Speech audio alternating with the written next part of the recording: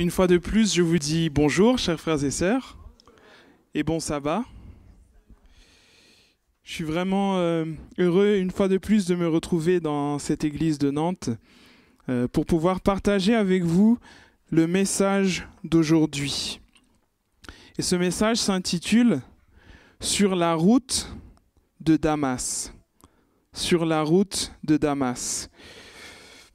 L'histoire que nous venons de lire, qui se trouve dans Acte 26, est une histoire qui est répétée plusieurs fois dans le livre des Actes. On pourrait se demander, mais pourquoi cette histoire est répétée tant de fois?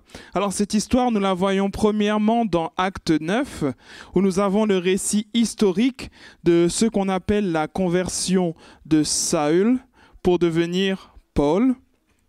Ensuite, nous avons encore cette même histoire racontée par Paul dans Acte 22. Et ensuite, une autre fois, où c'est la fois où nous l'avons lu, Paul va de nouveau raconter son témoignage dans Acte 26. Et puisque cela ne suffit pas, dans le livre des Galates également, dans l'épître aux Galates, eh bien Paul va de nouveau raconter son témoignage face à cette audience des Galates. On pourrait se dire, mais quand même, c'est une répétition qui est un petit peu excessive, surtout dans le même livre. Pourquoi ce témoignage est-il répété tant de fois? C'est vrai qu'une fois aurait suffi, ou on aurait pu comprendre que l'histoire aurait pu être répétée dans divers épîtres et lettres de Paul. Mais au sein de ce même chapitre, au sein de ce même livre des Actes, nous avons cette histoire qui est répétée 3 fois. Je vous propose de lire brièvement le récit qui se trouve dans Acte 9, c'est-à-dire le récit historique de l'événement. Je vais lire Acte 9, verset 1er. « Cependant Saül, qui respirait encore la menace et le meurtre contre les disciples du Seigneur, se rendit chez le souverain sacrificateur. » Nous avons Saül qui respirait la menace et le meurtre contre les disciples du Seigneur. Et rempli de menaces, rempli de meurtres, rempli d'envie de crime, il va se rendre chez le souverain sacrificateur. Et non seulement il va s'y rendre, rempli de cette haine qu'il avait envers les disciples du Seigneur, mais en plus il va lui demander des lettres pour les synagogues de Damas, au verset 2, afin que s'il y trouvait quelques-uns, hommes et femmes, qui suivent cette voie, il les amène liés à Jérusalem. Donc nous voyons Saül qui arrive à Jérusalem, et c'était un homme qui était en colère contre le peuple de Dieu. Non seulement il était en colère, mais en plus il était déterminé à faire du mal. On dit qu'il respirait même la menace contre le peuple de Dieu. Et c'est pour ça qu'il va aller voir le souverain sacrificateur. On pourrait se demander, mais pourquoi avait-il tant de haine pour les chrétiens? Pourquoi avait-il cette aversion du peuple de Dieu? Eh bien, parce qu'il n'avait pas encore fait cette rencontre avec Dieu et avec Jésus-Christ. Et lorsque nous voyons tout ce que Paul a fait, toutes les lettres qu'il a écrites et toutes les églises qu'il a pu fonder et tout son ministère et tous ses différents voyages missionnaires, nous pouvons nous demander, mais comment a-t-il pu passer de celui qui persécutait l'Église, de celui qui enfermait le peuple de Dieu, à l'un des plus prominents apôtres de Dieu? Et il a donc demandé au chef des prêtres, au chef des souverains sacrificateurs, des mandats pour pouvoir arrêter les chrétiens qui se trouvaient à Damas. Alors Damas, c'était à peu près à 300 km de Jérusalem. Et aujourd'hui, nous pouvons parcourir cette distance très facilement, que ce soit en voiture ou en avion. Cela ne nous prendrait pas énormément de temps pour pouvoir traverser toute cette distance. Mais pourtant, pour Paul, c'était quelque chose de bien différent. Et à cette époque, il n'y avait bien entendu pas de voiture, pas d'avion. Et on va dire les transports les plus modernes qu'ils avaient, c'était sur le dos des animaux. Mais le texte nous dit qu'il marchait, qu'il se rendit et qu'il cheminait pour aller à Damas. Et donc ce voyage a dû lui prendre peut-être, en tout cas plusieurs jours et peut-être jusqu'à une semaine. Et il ne pouvait pas non plus s'y rendre en bateau puisque Damas, de Damas à Jérusalem, c'était la terre.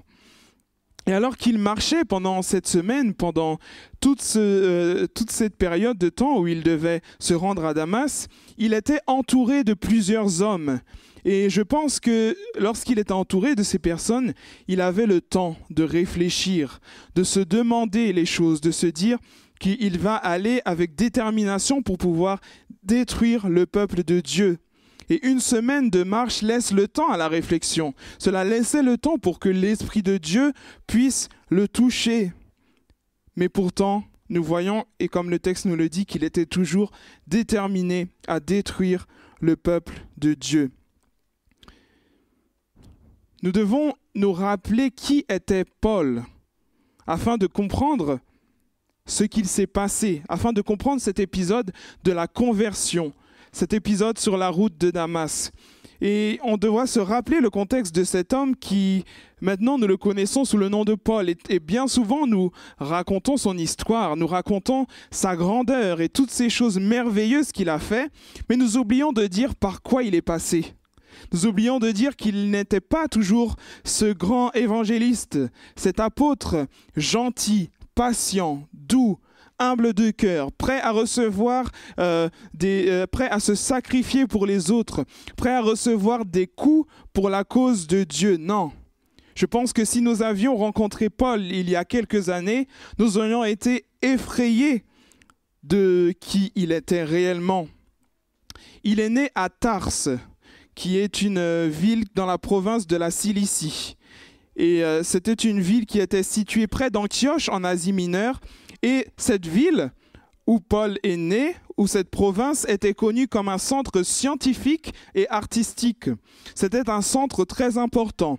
Et donc à cette époque, non seulement c'était un centre important, mais il y avait également des universités, il y avait des grandes universités et des grands centres d'éducation.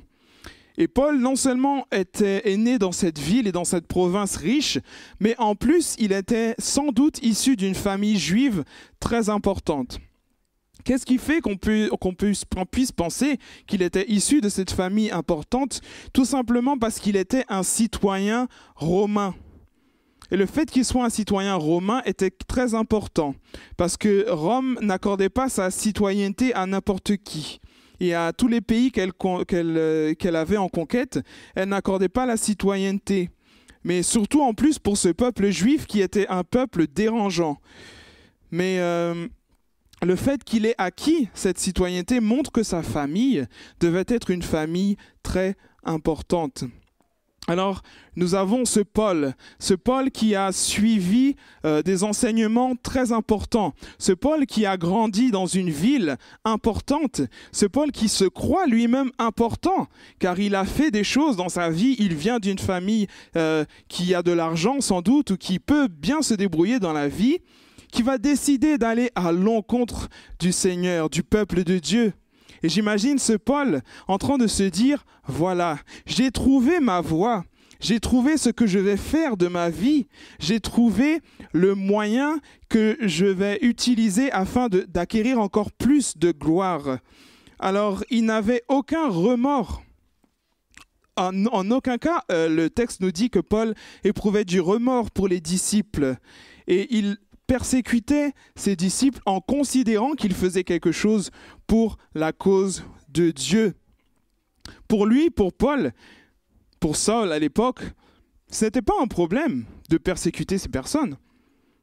Lui, il pensait à faire la cause de Dieu. Il pensait que ce qu'il faisait allait faire avancer la cause de Dieu. Et c'est pourquoi il n'avait aucun besoin de Christ. Mais il se disait, mais ces chrétiens-là, ils sont un petit peu bizarres, hein. Ils sont dans une secte, ils font des choses qui sont vraiment différentes. Eh bien, pour cela, je vais les persécuter, je vais les emprisonner. Pourquoi?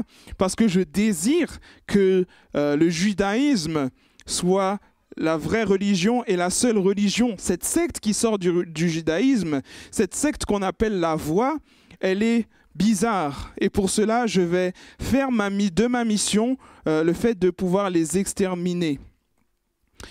Paul ne se remettait pas en cause à cette époque. Il pensait que sa religion, à tous égards, était la meilleure. Il pensait que sa religion le satisfaisait dans tous les points. Et c'est pour ça qu'il n'a jamais voulu se remettre en cause.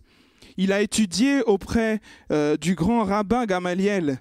Il a fait des choses qui, pour tout juif, étaient exceptionnelles. Il a été éduqué parmi les plus grandes écoles. Et c'est pour cela qu'il ne se remettait pas en question. Paul se disait, « Ce que j'ai appris, ma connaissance, est suffisante pour que je puisse faire un choix. Toutes mes connaissances, tout ce que j'ai appris me permettent de choisir délibérément de persécuter le peuple de Dieu. » Et donc il ne va pas demander à Dieu quelle est sa volonté, non. Combien même il n'aurait pas cru en Christ ou quoi que ce soit, il aurait pu demander à Dieu quelle était sa volonté. Mais on voit comme Acte 9, verset 1 nous dit que Paul respirait la menace et le meurtre contre le peuple de Dieu. Et on voit qu'il va se rendre chez le souverain sacrificateur. Et Paul était un enfant brillant. Il fut envoyé à Jérusalem pour étudier, donc sous les ordres de Gamaliel, qui était un pharisien très éminent et il était un des chefs du Sanhédrin. Et il était donc instruit dans toutes les lois de la tradition juive et il excellait dans son apprentissage. Mais ce qu'il faisait, pourquoi le faisait-il? Pourquoi Paul avait-il décidé d'apprendre toutes ces choses? Était-ce pour sa propre gloire ou était-ce pour la gloire de Dieu? Parfois, nous poursuivons des carrières, parfois nous faisons des choses, nous pensons les faire pour Christ ou nous disons que nous les faisons pour Christ, mais en réalité nous les faisons pour notre propre gloire. Parfois nous amassons des connaissances pensant faire le bien, mais ces mêmes connaissances que nous avons amassées, que nous avons empilées au fil des années, se révèlent être une persécution pour le peuple de Dieu. C'est pourquoi il faut se demander, c'est très important de se demander cela, lorsque j'apprends des choses, lorsque je fais quelque chose, pourquoi je le fais? Est-ce que je le fais pour en retirer une quelconque fierté, pour se dire, voilà, je sais ceci et je sais cela, je suis capable de réciter par cœur toutes les prophéties qui se trouvent dans la Bible, je connais tous les versets de la Bible par cœur, je suis capable de réciter et de nommer tous les prophètes qui se trouvent dans la Bible, mais pourquoi fais-je cela? Est-ce que c'est pour encourager mon frère? Est-ce que c'est pour relever mon frère, soutenir mon frère? Ou est-ce que c'est pour mieux le condamner? Cette question, nous devons nous la poser et je pense que l'expérience de Paul nous permet et nous aide à mieux nous poser cette question. De se dire, mais si j'apprends tout cela, dans quel but je le fais? Paul va déclarer qu'il était l'un des meilleurs à son travail, l'un des meilleurs dans la persécution. Il était juif de naissance, de citoyenneté romaine, mais d'éducation grecque. Donc s'il y avait un homme bon, s'il y avait un homme qui était censé, selon les critères de cette époque, être bon ou être intelligent, c'était Paul. S'il y avait un homme qui avait réussi sa vie, selon les critères de l'époque, c'était Paul. Il avait été bien éduqué, il avait poursuivi une voie qui était très importante au sein même de sa religion. Tout ce qu'il faisait, tout ce qu'il touchait, on va dire, se transformait en or. Il avait accompli des choses dans sa vie et ces choses, il pensait les avoir accomplies pour Dieu. Qu'avons-nous accompli dans notre vie? Parfois, les choses que nous accomplissons, les choses que nous arrivons à faire, que nous parvenons à faire, qui au départ étaient soit selon nous ou selon ce que nous pensions pour la gloire de Dieu, peuvent se retourner contre nous et se retourner contre le peuple de Dieu. Si nous ne prenons pas attention à tous ces accomplissements, ils peuvent se transformer en malédiction. Paul était un homme qui avait recherché à faire le bien, mais malheureusement, il s'est perdu. Et comme beaucoup de pharisiens de l'époque, ils s'attendaient à ce que le mouvement des chrétiens soit un mouvement qui n'allait pas perdurer. Il a cru que comme le Christ était mort au calvaire, eh bien, ce mouvement allait aussi mourir. Et il a pensé que ces gens allaient pouvoir enfin retourner au judaïsme. Mais malgré tout cela, il a choisi de les persécuter. Pensant faire le bien, il s'est retrouvé à faire le mal et à aller contre ce que Dieu lui demandait. Combien de fois, par notre langage ou par nos actions, ne persécutons-nous pas aussi le peuple de Dieu? Est-ce que cela nous arrive parfois à travers des gestes ou des pensées, de persécuter le peuple de Dieu comme Paul l'a fait, de croire faire sa volonté, de croire faire le bien, mais en réalité, de faire tout de travers, de faire le mal? Parce que je vois mon frère faire quelque chose qui me déplaît. Je pense que la façon dont je vis ma religion, dont je comprends la religion est la meilleure. Alors si mon frère est différent de moi, alors je le persécute. Je pense que ce que je pense est la meilleure pensée. Et donc, tous ceux qui pensent différemment de moi, je les persécute. Combien de fois cela ne peut-il pas nous arriver également? Et nous utilisons un zèle comme le zèle de Paul, mais ce zèle qui n'est pas pour l'évangélisation ou pour la gloire de Dieu, mais ce zèle qui se transforme en un zèle destructeur. Combien de fois nous disons et nous pensons faire les choses pour Dieu, mais en réalité, à travers les ragots, à travers la médisance, à travers le manque de foi et le manque de consécration, nous persécutons le peuple de Dieu. Pour Paul, les chrétiens étaient coupables d'hérésie et c'est pour ça qu'il était déterminé à les écraser.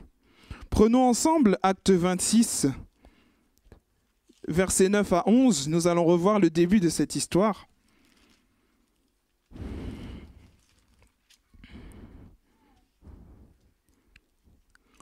Paul va dire ici, c'est le discours de Paul devant le roi Agrippa, « J'avais pensé devoir m'opposer très activement au nom de Jésus-Christ. C'est ce que j'ai fait à Jérusalem.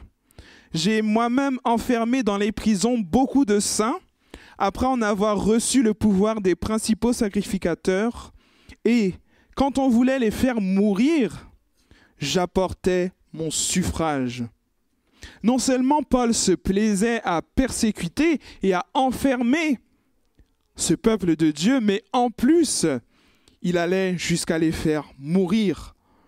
Paul était un criminel pour l'œuvre de Dieu. Il pensait faire le bien, mais en réalité, il faisait l'inverse. Il va dire « J'avais pensé devoir m'opposer activement au nom de Jésus de Nazareth. » Verset 11, « Et souvent dans toutes les synagogues, pour les punir, je les forçais à blasphémer. Dans l'excès de ma fureur contre eux, je les persécutais même jusque dans les villes étrangères. » Comment Dieu a-t-il pu changer un tel homme? Voir que cet homme persécutait les autres, il les poursuivait jusque dans les villes étrangères. Il est très prêt à marcher pendant des semaines et des semaines pour aller encore persécuter d'autres chrétiens. De se dire que Dieu a pu le transformer, c'est un vrai miracle. Et Paul, c'était vraiment le chien de garde, si je puis dire, du Sanhédrin. C'était celui qui allait tout le temps chercher qui enfermer, qui emprisonner, qui détruire. Et c'était son travail de dénicher toutes ces personnes qui croyaient en Jésus-Christ.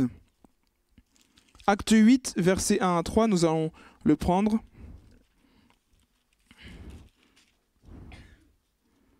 Nous voyons même que Saül approuvait le meurtre d'Étienne. Il y eut en ce jour-là une grande persécution contre l'Église qui était à Jérusalem. Tous, excepté les apôtres, se dispersèrent dans les contrées de la Judée et de la Samarie. Acte 8, verset 2, « Des hommes pieux ensevelirent Étienne et firent sur lui de grandes lamentations. Or, Saül ravageait l'Église. Il pénétrait dans les maisons, en arrachait les hommes et femmes et les faisait jeter en prison. Il faisait une sorte de porte-à-porte d'évangélisation, mais inversée. Plutôt que de toquer pour leur présenter l'évangile, il toquait aux portes et chaque chrétien qu'il trouvait, il les traînait hors de chez eux, hommes ou femmes. Aucun égard pour qui cette personne, pour l'identité de cette personne, mais il les mettait en prison. Et il a même approuvé la lapidation d'Étienne. Et lorsque d'autres chrétiens ont aussi été mis à mort, il a voté contre eux. J'aime à me dire que d'imaginer en fait la réaction d'Étienne lorsqu'il verra que Paul sera également aux cieux, de se voir celui qui a approuvé sa mort, celui qui l'a persécuté, se retrouver également aux cieux. Et ça, c'est vraiment la grâce de l'Éternel, que celui qui était contre l'Église peut se retrouver à être une bénédiction pour l'Église, que celui qui faisait du mal à l'Église peut se retrouver à être vraiment un tremplin pour que l'Évangile puisse progresser. C'est un miracle de l'Éternel. Nous ne pouvons pas le comprendre et nous voyons bien que Luc lui-même ne l'avait pas compris et que Luc lui-même a trouvé cet événement exceptionnel parce que Luc a voulu écrire 3 fois dans ce livre des Actes ce miracle que Dieu seul fait et que Dieu seul est capable de faire. Je suis sûr qu'il y a parmi vous aussi des personnes qui, lorsque vous regardez votre passé, lorsque vous regardez ce par quoi vous êtes déjà passé dans votre vie, vous pouvez vous dire que si vous êtes présent ce matin, c'est un miracle de l'Éternel. Nous savons que nous servons un Dieu qui fait des miracles. Et lorsque nous regardons à notre vie, que notre vie soit totalement bouleversée ou juste peut-être que notre conversion soit la continuité de notre foi en Dieu, eh bien, en elle-même, chaque conversion est un miracle. Car l'ennemi est présent et ne veut absolument pas que nous puissions nous convertir. Il va utiliser tous les moyens nécessaires pour pouvoir nous empêcher d'avancer avec Dieu. Et c'est ce qu'il a fait pour Saül. Il a dit tout simplement que je vois que c'est un homme qui, à l'intérieur de lui, a énormément de connaissances. Je vois qu'il est énormément zélé, qu'il a beaucoup de connaissances, qu'il est très intelligent. Alors je vais l'utiliser, mais au lieu de l'utiliser pour qu'il puisse faire des choses pour Dieu, je vais le laisser penser que ce qu'il fait est pour Dieu, et en réalité, il va persécuter l'Église. Lorsque l'ennemi ne peut pas faire que nous soyons ouvertement avec lui, il va nous laisser dans l'Église, il va nous laisser faire des choses qui selon nous sont bonnes et selon nous sont salvatrices, mais qui en réalité sont un poison pour l'Église. S'il n'arrive pas à nous emmener loin de Dieu, eh bien il utilisera notre légalisme, notre amour pour les choses qui en final ne sont pas salvatrices pour pouvoir détruire l'Église. Il va faire que nous soyons tellement zélés qu'au lieu d'avoir cet amour qui nous invite à avoir, eh bien, nous allons juger, critiquer les autres pour que cette Église soit totalement détruite. Combien de fois nous en avons-nous aussi pas été coupables de cela, coupables d'un meurtre envers nos semblables? Ce meurtre n'était peut-être pas un meurtre physique, mais peut-être que la persécution que nous avons faite était tout aussi dévastatrice qu'un meurtre. Et Paul donc va raconter son histoire et il serait difficile d'imaginer un cas qui soit plus désespéré que lui. Pourquoi s'embêter à prier pour un tel homme alors que nous voyons qu'il est totalement contre le peuple de Dieu? Il était totalement convaincu d'avoir raison et que les chrétiens avaient tort. Il détestait le christianisme et il aimait le judaïsme. Il était perdu. Il avançait tout en étant perdu sur cette route de Damas, mais il ne savait pas qu'il courait à sa perdition. Dans cette route, sur ce chemin, il avançait rempli de haine et de rage, alors que normalement sa connaissance de la parole de Dieu aurait dû le remplir d'amour. Il courait et avançait déterminé, une détermination pour la mort, alors que sa détermination aurait dû être une détermination pour la vie. Il ne se rendait pas compte qu'il était en train de perdre son âme. Il ne se rendait pas compte que ce qu'il faisait le menait tout droit à la perdition. Mais nous sommes heureux de savoir et de voir que cette histoire ne s'arrête pas là. Car bien que Paul, en réalité, n'aimait pas Dieu, il n'aimait pas le Christ l'aimait. Le Christ avait de l'amour pour lui.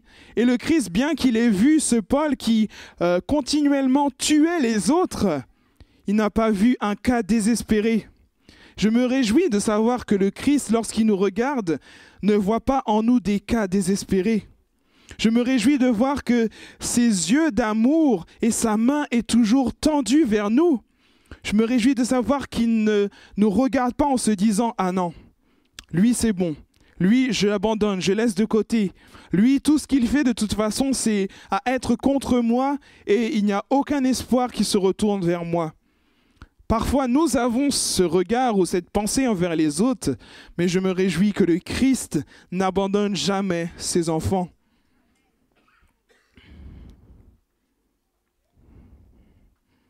Et Paul a dû quand même se poser la question et se dire, mais pourquoi ces chrétiens sont-ils si différents? Pourquoi ces chrétiens font-ils le bien, bien que persécutés? Pourquoi ces chrétiens vont demander le pardon pour ceux qui les persécutent?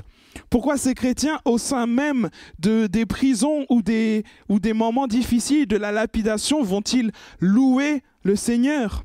Je pense que tout cela a laissé quand même une empreinte dans la pensée de Paul, qui était un homme très intelligent. Et peut-être que donc lorsque cette lumière sur la route de Damas, sur le chemin qui le menait vers la perdition, lorsque cette lumière s'est montrée à lui, peut-être que le sol de son cœur était déjà fertile. Mais Paul avait encore besoin de reconnaître son ignorance et son erreur. Et c'est la lumière qui l'a révélée. Paul était un homme très fier de tout ce qu'il avait accompli, toute son éducation. C'est vrai que c'était un homme très intelligent.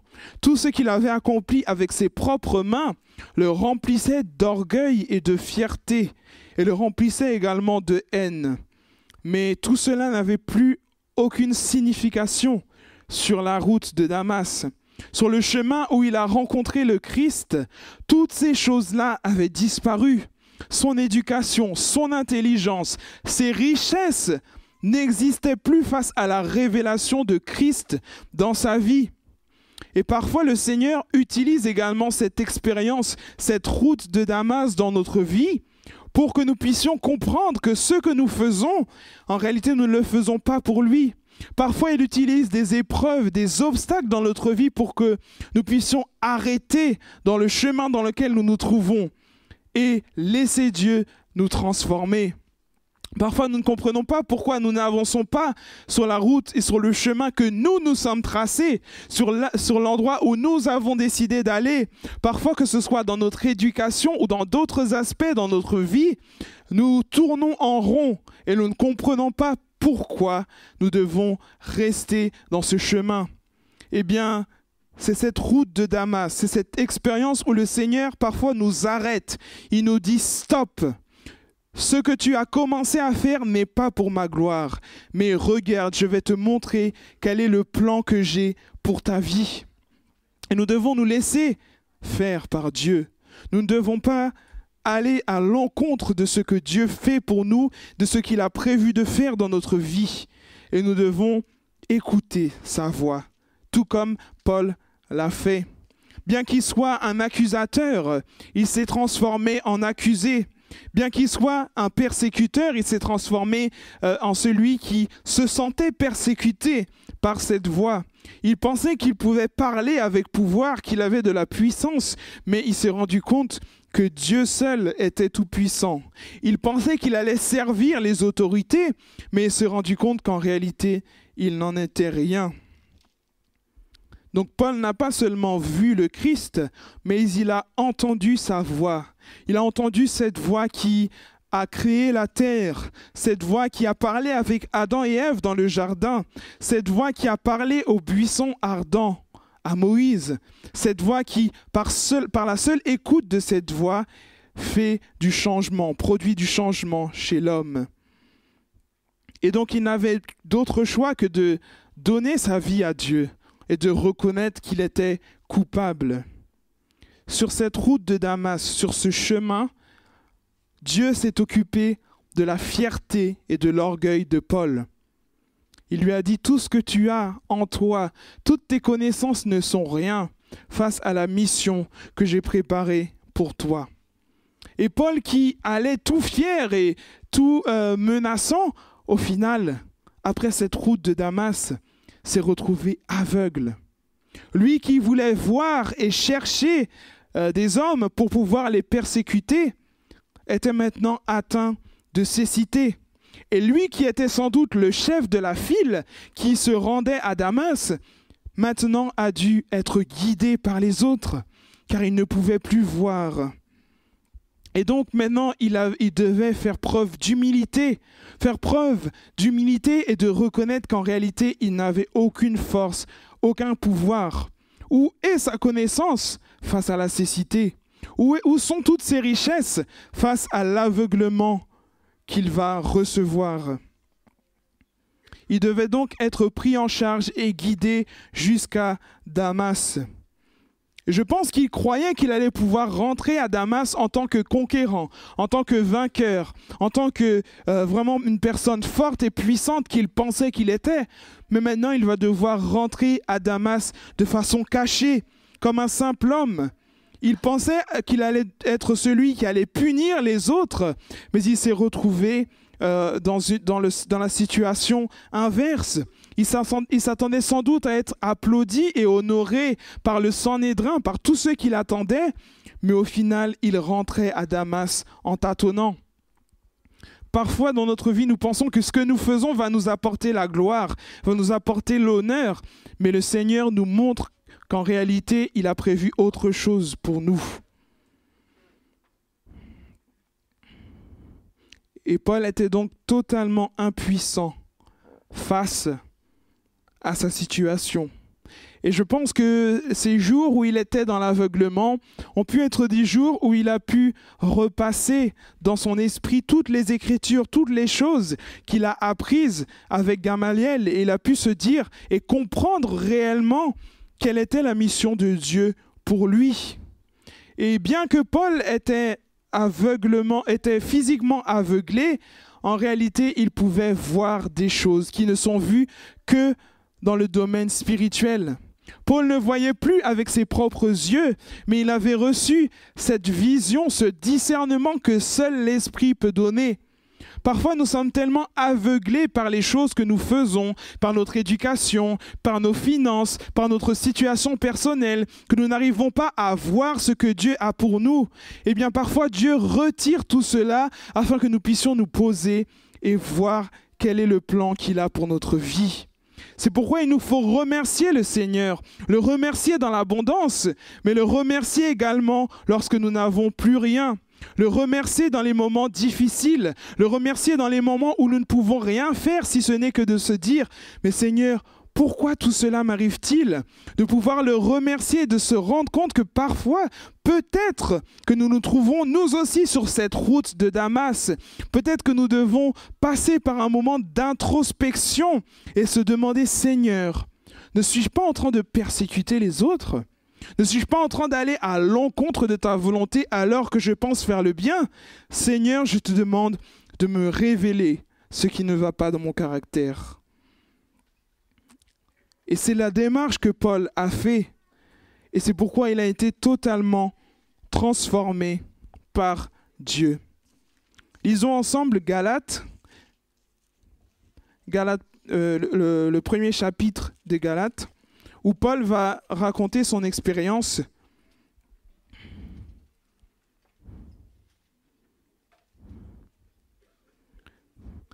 Paul va dire dans Galates 1, verset 13, « Vous avez en effet entendu parler de ma conduite autrefois dans le judaïsme.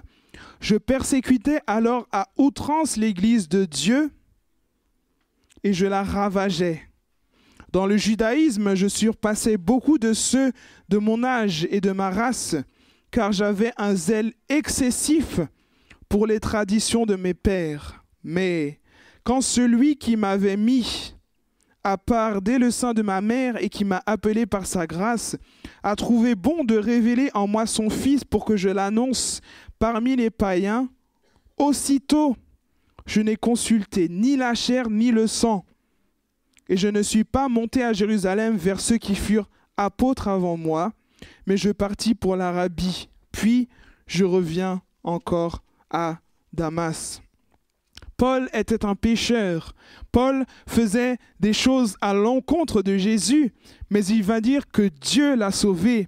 Peu importe ce qu'il avait fait, Dieu était là et Dieu l'a secouru. Paul était dans la perdition sur sa route de Damas, mais Dieu l'a transformé. Si aujourd'hui tu as l'impression que tu es sur cette route de Damas aussi, si tu as l'impression que tout ce que tu fais est à l'encontre de Dieu, et si tu le sais pertinemment, sache que Dieu t'aime et qu'il a un plan pour toi. Sache qu'il veut te sauver et qu'il veut te transformer. Même si peut-être que maintenant tu ne le comprends pas, que tu penses que ce que tu fais est bien, sache qu'au moment où tu te rendras compte, eh bien que le Seigneur aura toujours été avec toi et qu'il ne t'abandonnera pas.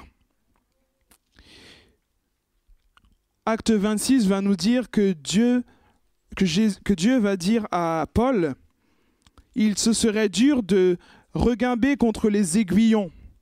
On pourrait se demander, mais qu'est-ce que cette expression veut dire? Qu'est-ce que cela veut dire de pouvoir regimber contre les aiguillons? Acte 26.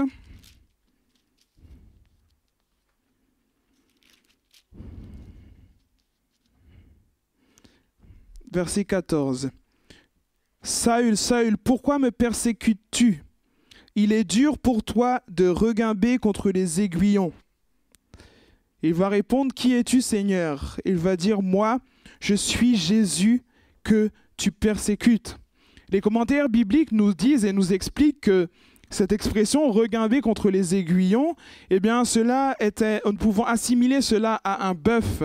Le bœuf qui reçoit des aiguillons dans son cou pour pouvoir avancer d'une certaine manière.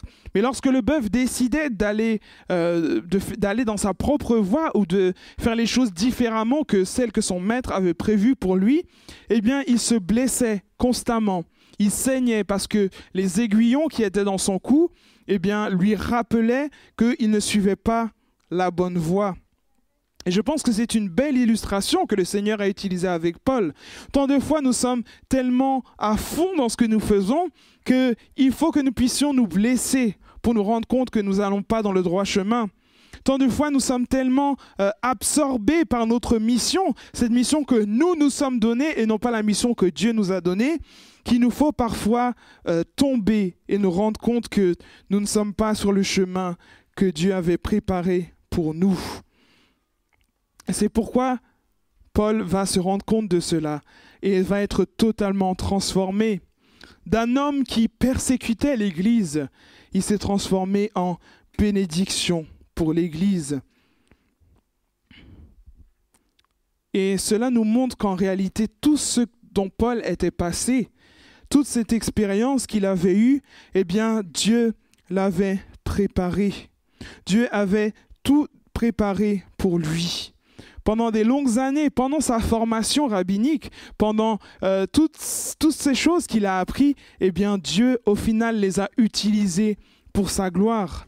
Nous voyons que Paul va pouvoir parler aux Romains, parler à tous ceux qui ne connaissaient pas Dieu d'une façon que nul autre n'aurait pu la faire par rapport à son éducation, par rapport au fait qu'il soit un citoyen romain, par rapport à toutes ces choses-là qui, lui, il les avait acquises pour lui-même, Dieu va les transformer et faire de ces choses-là un objet de sa gloire. Sache que toute ton éducation, toutes ces choses que tu as acquises, toutes ces choses que tu considères tiennes, ne sont d'aucune utilité si tu ne les remets pas entre les mains du Seigneur. Si tu ne remets pas ton être tout entier entre les mains du Seigneur, toutes ces choses que tu penses avoir accumulées peuvent se transformer en malédiction pour toi et pour les autres. Il est important que nous ne puissions pas prendre la connaissance et tout ce que nous pouvons apprendre comme acquise, mais à toujours nous dire « Pourquoi fais-je cela ? Quelle est l'utilité de cela ?» Et toujours prier pour que le Seigneur nous garde de cet orgueil, qu'il nous garde de ce sentiment d'être les meilleurs, mais de se dire que nous sommes faibles, tous pécheurs, que peut-être que maintenant j'ai beaucoup de connaissances, que peut-être que maintenant je suis fort, mais rien ne me dit que demain je ne me retrouverai pas aveugle, à tâtonner à droite et à gauche sans savoir quel est mon chemin, parce que je n'aurais pas écouté la voix de Dieu. Pour que cela ne nous arrive pas, il nous faut prendre en compte cet exemple de la vie de Paul et de se dire « Non, jamais Seigneur, je veux devenir un objet de persécution pour les autres. Jamais je veux faire des choses qui puissent être négatives pour le peuple de Dieu, mais en tout temps, je veux suivre ta volonté. Je veux me retrouver non sur la route de Damas, mais sur le chemin que tu as tracé pour moi. Et si jamais, Seigneur, je suis sur une mauvaise voie, que tu puisses m'en garder et m'en préserver. » Notre prière en ce matin devrait être celle-ci, de se dire « Seigneur, je ne veux pas continuer dans cette route de Damas, dans ce mauvais chemin. Si je suis, Seigneur, dans un chemin de persécution envers les autres, je te demande de me le révéler. Si je fais des choses qui n'avancent pas ta mission, mais qui, au contraire, empêchent à ta mission d'avancer, révèle-le-moi, Seigneur. Change-moi, Seigneur. Transforme-moi. Change mon cœur. Je veux te suivre et te servir. Je veux être ton apôtre. » Le Seigneur Dieu entendra notre prière et il nous révélera si nous sommes sur le mauvais chemin. Mais pour cela, il nous faut le demander. Que nous, avec foi et avec détermination, de demander au Seigneur de nous révéler ces choses-là. Et il nous conduira, car c'est ce qu'il veut pour nous. Nous devons avoir confiance qu'il ne nous jugera pas, qu'il acceptera cette prière que nous lui faisons et qu'il nous conduira sur le droit chemin. Alors n'ayons pas peur, comme Paul, que lorsque nous sommes changés et transformés, lorsque nous serons transformés par ce que Dieu a fait pour moi, a fait pour nous, n'ayons pas peur de raconter notre témoignage, de dire voilà, j'étais comme cela, mais Dieu m'a transformé. Je faisais des choses pour ma propre gloire, mais regardez ce que Dieu a fait pour moi. Il m'a rendu aimant et bon. Et c'est pourquoi Paul va utiliser ce témoignage à plusieurs reprises. Il ne va pas hésiter à utiliser ce témoignage et à parler de ces choses-là parce qu'il s'est rendu compte de la grâce de Dieu dans sa vie. Je pense que cet épisode de la conversion de Paul doit nous rappeler de cette grâce de Dieu dans notre vie et de se dire, Seigneur, si j'ai atteint tout cela, si je suis arrivé jusqu'ici, c'est par ta grâce et ta grâce seule. Merci Seigneur. Et nous devons en tout point nous rappeler de cela. Que le Seigneur nous bénisse et que nous puissions prendre avec nous cette histoire de la conversion de Paul afin de ne pas continuer dans nos mauvaises voies et nos mauvais cheminements, mais de lui demander quelle est sa volonté et sa mission pour notre vie. Que le Seigneur nous bénisse. Amen.